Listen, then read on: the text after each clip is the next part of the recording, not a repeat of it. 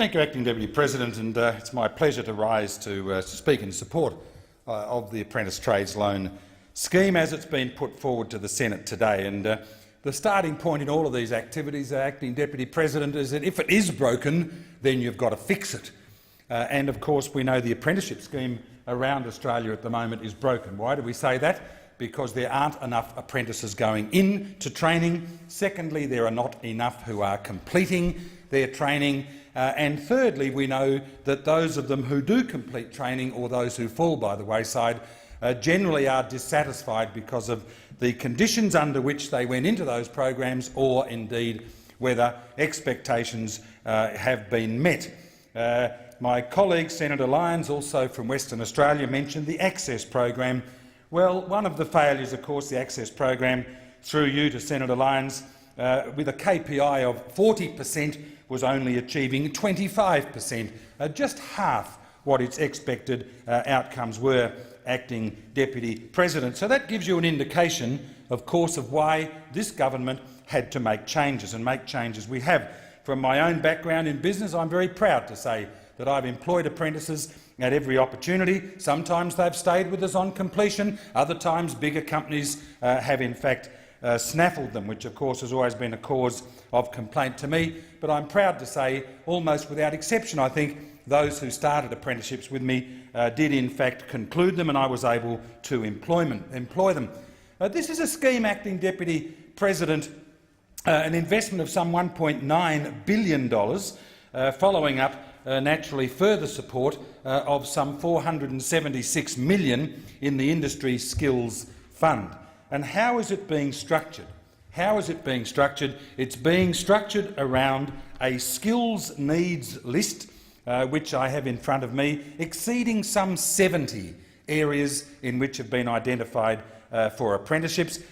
And that, of course, does not take into account agriculture and horticulture, which, as you would expect, Acting Deputy President, I will be very, very pleased to speak to separately. But what I also do want as part of my contribution will be to speak about school-based traineeships and the success of this program, and indeed how this new scheme is going to interleave with those school-based programs. So unless I'm interrupted by my colleagues, I do hope to get to what I believe to be very, very exciting information that's only come to me in the last 30 minutes, Acting Deputy President, from the Director of the Kwinana Industries Council on the industrial strip in Western Australia. But let's go back and reflect. And the old Tools for Your Trade program of $5,500, why did it fail? Well, as we all know, I don't know whether you did the old course in bricklaying as I did, Acting Deputy President, but the cost of tools for bricklaying are meagre compared to the tools required in other trade areas. Sufficient to say the quality of my bricklaying led me not to that trade, but eventually into the Senate, Acting Deputy President. But nevertheless, it does make the point that the funds required for different trades are so substantially different that the figure of $5,500 excessive for some and meaningless for others. So what does this program do? First of all, it has a loan scheme up to $20,000. Structured in such a way, $8,000 paid on a monthly basis of some $666 in the first year of an apprenticeship, reducing from $8,000 to $6,000 in the second year, $4,000 and then $2,000. Making the point, of course, Acting Deputy President, that it's not compulsory to take out this loan. You hear comparisons being made by my colleagues on the other side going on about low-paid apprenticeships, etc., etc. They seem to overlook the fact that when somebody is a student studying in a diploma, a higher diploma, a pre-university bachelor degree, a degree itself, they aren't working at all unless they work during vacation time. So an apprentice, whilst their wage might be low, it's infinitely higher than the nil wage that somebody who is actually studying for diploma or degree. So in many instances, the need for the loan may not be there, or indeed they may not need to borrow the full $20,000 over the 4 years. But it gets better, Acting Deputy President. It gets better because the repayment of these monies during their traineeship or during their apprenticeship is nil. Nothing. No money at all. Even if the person didn't need the $20,000 at the interest rate that they will eventually pay, currently at 3.75%, who wouldn't take it out?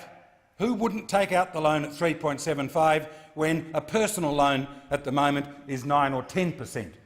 So therefore, so generous that during their period of training, zero cost initially, and only when they have concluded their traineeship, concluded their apprenticeship, do they actually start repaying, but only again when their salary or their wage gets to a level at the moment of some $53,000 a year. And of course that figure with CPI will increase, probably $56,000, $57,000 a year when a young apprentice starting out today would be likely to conclude and not be paying anything of that back until that period of time. It's been estimated that the payback period, once they are fully qualified, would be about 5 years. Now, I travel around the world a bit, Acting Deputy President. I don't know of any other scheme in existence in which somebody can borrow with absolutely no impost on them at the time, pay nothing upon graduation, upon completion, and only start paying back under the tax regime, paying according to their income earned once they're on about $53,000 or soon to become about $56,000 a year. So who is eligible for this? Well, they are apprenticeships or traineeships at Certificate 3 or 4 qualification, leading to an occupation, as I mentioned, amongst these 70+ on the National Skills Needs list. So what does that actually do, Acting Deputy President? What it does is to focus the attention of those young people into areas which have been identified by industry, by employers, by governments of both persuasions as being necessary, and therefore you would expect would lead to not only employment but useful, enjoyable career for them. How tremendous is that particular perspective?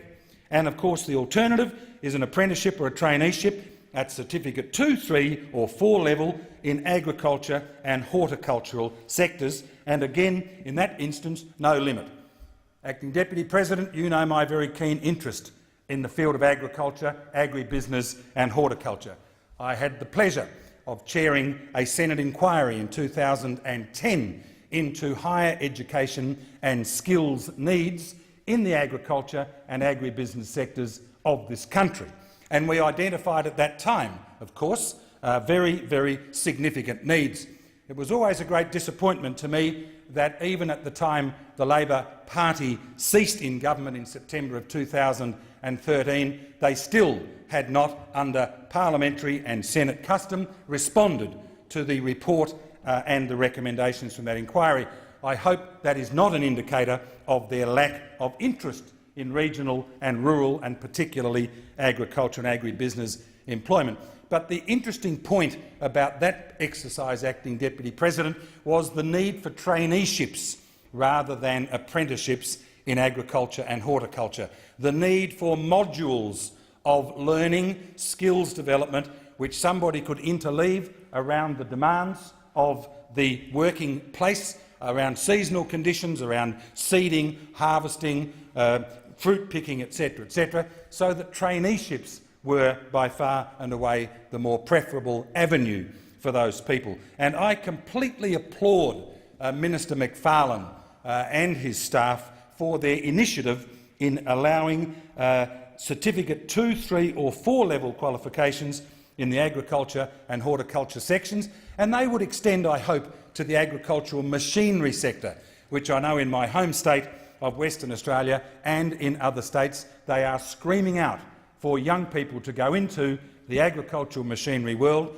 And time doesn't permit me today, of course, to reflect on the excellence of Australia's contribution to agricultural machinery development, going back to the stump jump plough, going back to the original Mackay harvester. We have, of course, an incredibly proud history in this country of developing agricultural machinery that not only provide jobs, employment opportunities in this country, but have extended them around the world. So I'm very, very hopeful, and I would expect that that agriculture and horticulture sector would extend to agricultural machinery training and apprenticeships for these young people. Acting Deputy President, the conditions of this program are such that they allow an opt-in, so that each 6-month period the apprentice or trainee and or their parents, if they're under the age of 18, and I intend to come to that to address Senator Lyons' frenetic and ill-founded criticisms a few minutes ago, they receive information every 6 months as to what the status of that loan is. And as I say, it is to be repaid equivalent to the Higher Education HELP or HEX scheme. Now, coming, if I may, to the question of young people, and Minister McFarlane must have been predicting Senator Lyons' concerns, Acting Deputy President, because I'd like to quote here, if I may, to you, through you to the chamber. Can school-based apprentices or trainees access the loan? The answer, of course, is yes. They can, including those under the age of 18 years, access the loan. Australian apprenticeship centres will soon have information for apprentices and their parents to ensure they understand the responsibilities associated, consistent with other loans such as HELP. But here's the point. Note, Acting Deputy President, when a minor, in brackets under the age of 18 years, signs up for an apprenticeship, their national training contract is co-signed by their parent or guardian, as the contract is a common law contract between an employer and an employee, formalising the terms and conditions. Having co-signed the training contract, a parent will be aware that their child is in training and could be eligible for apprenticeship incentives. I have vastly more confidence in 16-year-olds than Senator Lyons appears to have when it comes to understanding these matters. I don't think there are too many 16-year-olds these days that don't have a credit card or don't have a mobile phone or don't have a mobile phone debt. And if it was good enough for me in 1967 as a 16-year-old to sign a cadetship in veterinary science, I think 46 years later, Acting Deputy President, most 16-year-olds can, with their parents, sign the contract and understand what it is all about. I speak, if I may, on the question of the possibility for these programs to include students still at school.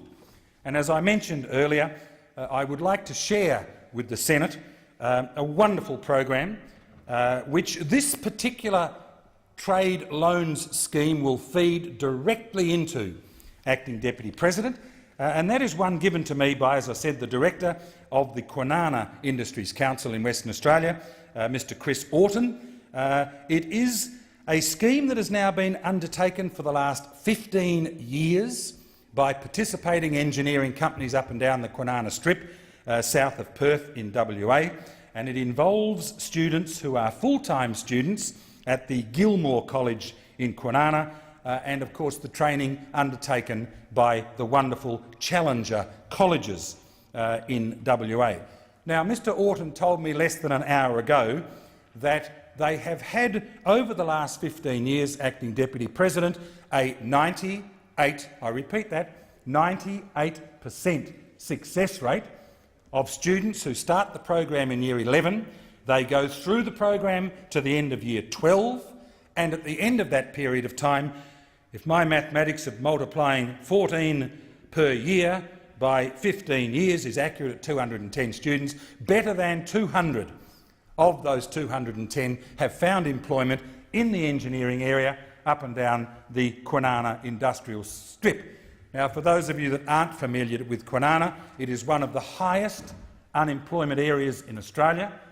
Confounding, isn't it, when you think that most of our industry in south of Perth occurs, BHP, BP, Alcoa, on they go, Henderson, the big shipbuilding industries associated with Henderson, and yet it has been through the intervention of those three groups, the Kwinana Industries Council, 4 groups, the Gilmore College, the students themselves and the Challenger College along with employers, that this program has been undertaken. And Orton, when I explained to him that school-based trainees will be able to participate, said to me that this is critically important. I'll tell you why, and I hope I've recorded it accurately, Acting Deputy President. He said to me this, that if a student is participating in a school-based traineeship, then the cost of their TAFE component of the program is met. Whereas, if they are only on a work placement, they or their families have got to pay the cost of the TAFE training component. So just look how this program is going to feed into that exercise. Now, it has been a fact, Acting Deputy President, that there has been a dropping off of enthusiasm by some people, some employers, because they've not been in a position, with the downturn in the economy, to actually pay these students on their 1 day a week, and in other instances the students themselves have required financial support. So what Minister Macfarlane's program is going to do is to open this up far more widely to that cohort of students in a high unemployment, low socioeconomic area. You can see where the Coalition is focusing all of its training, its apprentice programs, its pre-degrees, its degrees and its higher degree programs. But it gets even better as a result of what Mr Orton told me, Acting Deputy President, and I think this will be a catalyst. I think this will be a catalyst to accelerate. He had only just come out of an important meeting in Perth a few minutes ago, discussing this very matter as it happened, but he told me they're now going to extend this beyond engineering to include telecommunications technology, to include process plant operations, business activities, hospitality and IT. So we are going to see in this area of enormous need for trades and other training, we are going to see the benefit of this program initiated by Minister Macfarlane to actually see this focus even further for school-based trainees. Acting Deputy President, exactly in line with the area I speak of in terms of IT, I don't know whether you did, several of our colleagues recently had the opportunity to see demonstrations by, I think, the 3D company here in Parliament House of the use of new printing technology. This technology, as you would be aware, others may not be, actually allows the printing of tools. It allows the printing of a home. In Holland recently, a complete house was built by printing technology. They told me the other day in New York, this year at the car show, in the 4 days of the car show, Acting Deputy President, Senator Mason's already booking his ticket, they are going to build a motor car and drive it away from the show. As a veterinarian, I have an interest, of course, in tissue reproduction. I have an interest very much in the whole question of the availability of organs for transplant. Our wonderful Professor Fiona Wood in Perth, largely as a result of the shocking circumstance that happened in the Bali bombings, she and her team have developed the technique now of taking skin, growing that skin tissue in the laboratory, producing it as a spray and spraying it on to badly burnt victims. They were telling me the other day, and this is very, very relevant to our discussion, that a person requiring a kidney transplant, they will be able to take that person's kidney tissue, grow a new tissue by printing and put that kidney back in. Why is this relevant? Acting Deputy President, they said to me the biggest limit to us remaining right out there in the forefront, where Australia happens to be at the moment, will be trained technicians. And they are already focusing on upper primary and secondary so that we can move into the skills development area, because we will be needing thousands of young Australians to be trained in this particular technology. Don't worry about the future, Acting Deputy President. The future for Australia has never been better. But what it needs is to recognise that apprentices and apprenticeships And trainees and traineeships are equally as important to this country as those with higher degrees and graduate degrees. And I, for one, think that the government is absolutely on the right path when it comes to elevating apprentices, trainees, apprenticeships through the scheme we are discussing today.